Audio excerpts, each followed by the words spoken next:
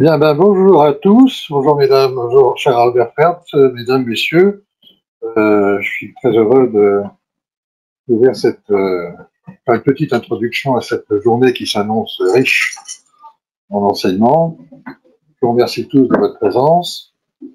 Nous avons un public en général très déjà averti des choses de l'énergie.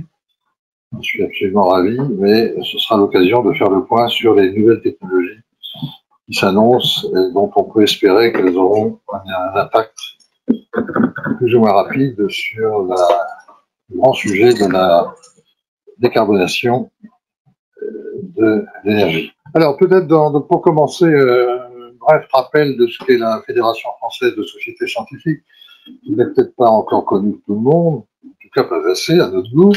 Alors, qu'est-ce que c'est que cette F2S? Alors, c'est bien deux sociétés scientifiques, parce que bien sûr, nous n'avons pas la prétention de représenter toutes les sociétés scientifiques. Je crois qu'il y en a une centaine en France. Vous voyez. Il y a du travail pour essayer de regrouper. Et donc, à l'initiative de Michel Leduc, qui est un peu retardé, qui n'a pas tardé à arriver, mais qui est bloqué dans le métro, et Alain Bravo, que certains d'entre vous connaissent sûrement, ancien directeur général de Supélec, à l'époque c'était Supélec, et maintenant membre de l'Académie des technologies. À leur initiative a été créée donc en 2009 cette fédération qui regroupe quatre des sociétés scientifiques présentes sur le marché, si je puis dire, et en général très très anciennes. La S2E, Société d'électricité, d'électronique, des technologies d'information et de la communication, la Société française d'optique, SFO, la Société française de physique, on connaît, hein, très importante société, SFP, et la Société française du vide, qui s'intéresse donc aux technologies d'obtention du vide. Alors, ces quatre sociétés se sont donc regroupées. Pourquoi faire? Alors, nos missions, c'est, je dirais, comme beaucoup de missions de sociétés savantes, mais là, on bénéficie de l'effet de regroupement. C'est d'une part participer à la diffusion de connaissances scientifiques et techniques, dans un domaine de compétences qui est élargi par la présence de ces quatre sociétés membres. Donc ça va de l'optique à la physique, enfin, vous me direz l'optique c'est de la physique. L'optique, la physique, l'électronique, les technologies de l'information. Tous ces gens-là ont intérêt évidemment à travailler ensemble, renforcer les liens qui unissent déjà ces sociétés membres en leur permettant de monter des opérations communes, comme on dit, de mutualiser un certain nombre de frais en particulier, pour monter des opérations communes comme celle à laquelle vous participez aujourd'hui. Donc en mutualisant les ressources. Troisième point, mener des actions spécifiques en direction des jeunes, ça nous y tenons beaucoup. Comme vous le savez, malheureusement, les jeunes sont de moins en moins attirés par les carrières scientifiques, et donc il y a un vigoureux effort à mener pour leur montrer tout l'intérêt que, je vais vous dire un peu, je vais vous parler un peu de ça tout à l'heure, qu'il y a à mener des carrières dans des domaines où des promesses énormes sont faites parce qu'on va avoir besoin de scientifiques dans les années qui viennent, c'est évident, en particulier dans le domaine de l'énergie qui nous concernera aujourd'hui, mais pas uniquement. Ensuite, constituer un vivier, bon là, nous sommes quatre sociétés, ça représente quand même pas mal de monde, hein, pas mal d'ingénieurs, pas mal de chercheurs, de scientifiques, des consultants, enfin bon, c'est un vivier important qui peut servir donc pour couvrir toutes les disciplines dont je viens de parler et éventuellement émettre des avis scientifiques. Et Dieu sait qu'au moment où nous sommes en plein renouveau de la politique française, eh bien, il est utile de donner de temps à autre des avis impartiaux, aussi impartiaux que possible, mais en tout cas basés sur des données scientifiques aux gens qui nous gouvernent ou qui nous gouverneront. Contribuer au resserrement des liens entre les tissus académiques et universitaires, ça c'est une vieille antienne, mais ça reste toujours une obligation absolue. Je pense que des progrès ont été faits dans ce domaine, mais il reste encore à faire. Et plus on tissera des liens étroits entre ces deux mondes, meilleur sera le développement de nouvelles technologies dans notre pays. Alors ensuite, qu'est-ce que nous faisons? Eh bien, bon, il y a cette réunion annuelle que nous essayons de promouvoir donc, d'année en année sur des thèmes technico-scientifiques variés, en général très contingents des sujets de l'actualité. Alors j'en ai cité quelques-unes ici. En 2018, on a travaillé sur les technologies quantiques. En 2019, sur l'électronique du futur. En 2020, c'était le 60e anniversaire du laser. Et on a utilisé ça des microchips au laser extrême. Bon, ça veut dire qu'il y a une très large gamme de lasers qui maintenant méritent attention. L'an dernier, on a été obligé de la faire en virtuel, pour les raisons que vous connaissez tous, et donc ça portait sur la science des surfaces et des interfaces. Et puis cette année, donc, nous nous intéressons aux ruptures technologiques pour la transition énergétique. Alors, nous avons d'autres projets. Bon, d'abord, il y a le blog des sciences mensuelles de notre ami Claude Putman, qui régulièrement sur notre site et aussi sur le site de l'UNICEF, parce que nous travaillons la main dans la main avec eux, nous fait part de nouvelles scientifiques particulièrement intéressantes. Le prix Branly, dont on célébrera en fin de journée la remise du prix 2021, qui a lieu tous les deux ans, l'association avec I3 de France et la Société des Amis d'Édouard Branly. Le siège est à l'Institut catholique, dans l'ancien laboratoire d'Édouard Branly. Bon, mais nous avons d'autres projets. En particulier en 2022, nous souhaitons faire de petites conférences thématiques qui auront lieu probablement en fin d'après-midi, entre 18 et 20 heures. On a quelques sujets en tête. On vous informera bien entendu au fur et à mesure que ça prendra forme. Et puis aussi peut-être des rédactions d'avis. Tout à l'heure, je vous disais qu'avec le vivier d'experts que nous constituons, il était important d'émettre des avis scientifiquement fondés sur des sujets d'actualité. Je sais que les sujets ne manquent pas. Voilà, bon, c'est ce que nous avons actuellement en projet. Alors, je voudrais profiter, si je puis dire, de cette courte introduction pour rendre hommage à notre ancien président, Costel Subran, qui nous a quittés malheureusement en janvier dernier. Alors, Costel Subran, je crois qu'on devrait dire Konstantinos Subran, parce que sa famille m'a dit, je salue Olivia Pierre qui est là, je ne sais pas si Madame Subran est là. Ah oui, très bien, je vous salue toutes les deux. Notre ami, notre collègue et ami Costel, donc, nous a quitté le 28 janvier dernier. Ce colloque aujourd'hui lui est dédié. Il lui est dédié parce qu'il a apporté beaucoup de lui-même dans la réalisation des différentes éditions dont je viens de vous parler, en particulier dans le domaine qui lui était cher, celui d'un laser, et dans le 60e anniversaire du laser, c'est lui qui a pratiquement fait tout le travail pour cette très belle journée qu'on avait organisée en 2020. Son parcours, je vais retracer très rapidement, parcours de chercheur et d'entrepreneur, tout à fait remarquable. Costel Subran était originaire de Roumanie, docteur en physique de l'université de Bucarest. Il a ensuite enseigné à plusieurs endroits, en Roumanie, mais aussi en Algérie, où il a immigré dans un premier temps. Donc, il a enseigné à l'université de Constantine, 82-84. Ensuite, il est arrivé en France. Dieu merci pour nous. Il a travaillé comme ingénieur, d'abord, ingénieur technico-commercial chez Cantel, c'est bien connu, hein, Cantel Laser, de 84 à 88, puis chez Cohérente, 88-90. Puis ensuite, il a sauté le pas. Il n'était pas un entrepreneur au départ, c'était un professeur, un physicien, un chercheur, et il a fondé l'entreprise avec un certain culot, je dirais. C'était très difficile et il a réussi cette entreprise merveilleusement.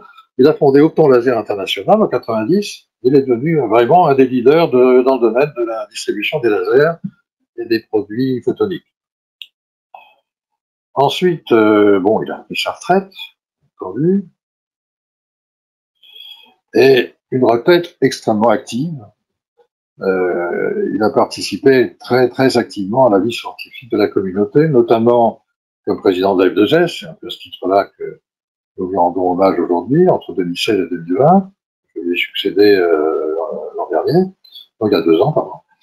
Et donc, il était président d'honneur du Comité national Lumière et Société, une activité qu'il a beaucoup pris, qu'il avait à cœur de réussir, et il a réussi merveilleusement bien. Il était représentant de l'UNESCO pour l'International Day of Light, grosse opération, menée avec succès, ça fait connaître la France a particulièrement été brillante dans la représentation de cette journée internationale, vous avez probablement tous entendu parler. Une très belle réception à laquelle ouverte par Costel Subran.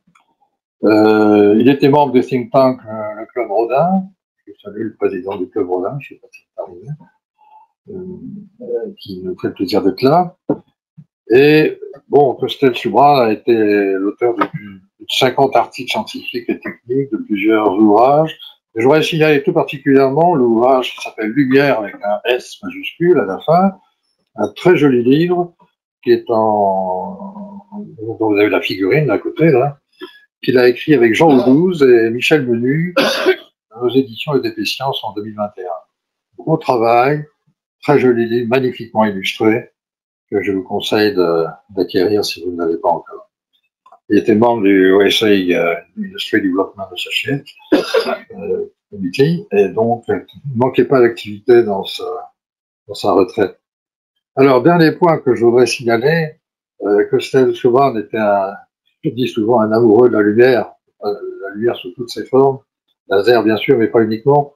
Il s'intéressait beaucoup à la lumière dans l'art, des effets artistiques qu'on peut avoir avec la lumière. Et il avait lancé une idée tout à fait intéressante, qui était en projet de faire le montage d'une association qui regroupe le monde scientifique et technologique, d'une part, et le monde des arts. Il estimait, à juste titre, que ces deux mondes ne se connaissaient pas suffisamment, qu'ils n'interagissaient pas suffisamment. Et nous sommes une poignée d'amis de Costel à avoir repris cette idée. Nous sommes en train de monter cette association qui s'appellera AST21 Costel Subran. Et sa fille Olivia Pierre nous fait le plaisir de participer au lancement de cette activité. Je pense qu'il était tout à fait important de passer quelques minutes à honorer la mémoire de Costel. Je voudrais ajouter ce qui n'est pas dans la transparence, c'est que c'était un homme de cœur. C'était quelqu'un qui était une grande gentillesse, qui accueillait tout le monde avec un sourire ravageur, disons de certains. C'était quelqu'un qui allait vers l'autre. Donc, il reste dans notre cœur et dans notre mémoire. Merci, Costel. Alors, je voudrais maintenant revenir très rapidement, c'est peut-être un peu long, donc ça va suivant les temps, au contenu de cette conférence. Qu'est-ce que nous voulons faire? Qu'est-ce que nous avons voulu faire en composant ce programme avec l'aide extrêmement précieuse du président du comité scientifique, Jean-Pierre Ouette, ici présent. Alors, oui, il faut que je sois près du micro, c'est ça. On ne voit pas grand-chose. Alors, face à l'urgence climatique, pas besoin d'insister là-dessus, vous connaissez ça, la neutralité carbone est une nécessité absolue. Il faut qu'on y parvienne le plus rapidement possible. Et donc, c'est un objectif qui, malgré tout, est très, très ambitieux, très difficile. Sortir en 30 ans de 250 années de dépendance aux énergies fossiles, ça ne se fait pas en claquant les doigts. Il faut vraiment y mettre les moyens. Il faut mobiliser toutes les ressources humaines et matérielles pour y arriver. Et c'est un peu l'objet de cette conférence, de voir comment on peut y arriver. J'ajouterais que, loin des querelles stériles qui parfois alimentent nos débats politiques, nos débats entre politiques, je n'ose pas dire politiciens, mais je le pense un peu, un consensus apparaît enfin sur le fait qu'on aura besoin de toutes les technologies, de tout le monde, pour parvenir à cet objectif ambitieux. On aura besoin de plusieurs approches. D'une part, une approche de sobriété. Je peux me permettre une parenthèse, sobriété ne veut pas dire décroissance, bien entendu. Et efficacité énergétique. Il faudra faire appel aux énergies renouvelables, bien entendu, et aussi au nucléaire. Tout est important dans les mots qui sont soulignés ici. Toutes ces filières ne sont pas aujourd'hui matures, donc c'est un peu la raison de cette réunion d'aujourd'hui. Un effort donc tout à fait important doit être réalisé en recherche et développement, de manière à atteindre les échéances que nous sommes fixées, l'Europe en particulier s'est fixée, non sans mal, après quelques hésitations et quelques déclarations peut-être un petit peu optimistes, on arrive enfin à des objectifs qui sont peut-être maintenant un peu plus réalistes. Mais il ne faut pas se leurrer. La décarbonation aura un coût, et alors aura un coût très élevé. Et elle doit se faire, elle ne doit pas se faire plutôt au dépend du niveau de vie des citoyens, donc il y aura des arbitrages à rendre. Il faut savoir choisir et développer les filières qui sont porteuses de progrès, celles dont on estime, nous les scientifiques, qu'elles ont des chances de déboucher dans un avenir pas trop lointain. Voilà, je terminerai cette présentation rapide merci Mélisande, ah ben pardon, il y a encore une slide que j'avais oubliée. Donc, le programme, le programme vous l'avez, hein, il est dans les sacoches qu'on vous a distribuées. Bon, l'ADN de la F2S, ce sont des sociétés savantes, ou scientifiques, je préfère le mot de scientifique d'ailleurs, fortes de ces experts, de ces relais dans le monde industriel, on va s'intéresser à des solutions prospectives. On ne va pas travailler sur l'immédiat jusqu'à 2030 par exemple, mais se projeter jusqu'à la fin du siècle, voir quelles sont les ruptures technologiques qui sont susceptibles de nous aider à atteindre l'objectif dont j'ai parlé. Alors, le duo gagnant dans cette affaire-là, c'est les mots-clés, si vous voulez, c'est efficacité énergétique d'une part et filière neutre en carbone. C'est pour ça qu'on a demandé aux meilleurs intervenants sur la place en France, en tout cas, d'intervenir sur ces sujets. Alors, si je peux détailler un peu, sans aller trop dans le détail, à moyen terme, ça concerne les procédés de décarbonation, on vous en parlera largement, que ce soit dans l'industrie, le bâtiment, le transport, les nouveaux matériaux. Patrice Simon nous parlera des batteries tout à l'heure, on nous parlera aussi des progrès dans les cellules photovoltaïques, les petits réacteurs nucléaires, et last but not least, comme on dit, les filières basées sur l'hydrogène. Les espoirs qu'on fonde dans cette technologie. À plus long terme, il y a bien sûr la fusion thermonucléaire, dont on vous parlera également, et Seigneur tout à l'heure, ça me permet d'introduire l'exposé d'Albert Ferb, les circuits spintroniques dont on espère qu'ils seront plus économes en énergie que les circuits silicium traditionnels. Pour terminer, je voudrais remercier quand même les personnes qui nous ont aidés à monter cette opération, en commençant par le comité scientifique, dont vous avez la liste là. En particulier, Jean-Pierre, je tiens à vous remercier encore pour votre rapport tout à fait intéressant. À nos sponsors, j'ai une mention toute particulière pour l'Institut Pierre Lamour, qui nous a gratifié d'une aide tout à fait bienvenue et qui nous a vraiment permis de nous recevoir dans des conditions plus que décentes. Et puis, bien sûr, les autres sponsors, l'Université Paris-Saclay, la Faculté des Sciences d'Orsay et la Fédération française des intégrateurs électriciens. Et puis, je n'oublierai pas les charmantes collaboratrice, Mélisande ici présente, qui s'est occupée de la technique, mais pas uniquement, qui nous a beaucoup aidé, et Marianne et Maureen, qui se cachent quelque part, je ne sais pas où, parce qu'elle est très discrète, et qui est vraiment la cheville ouvrière de l'organisation de cette journée.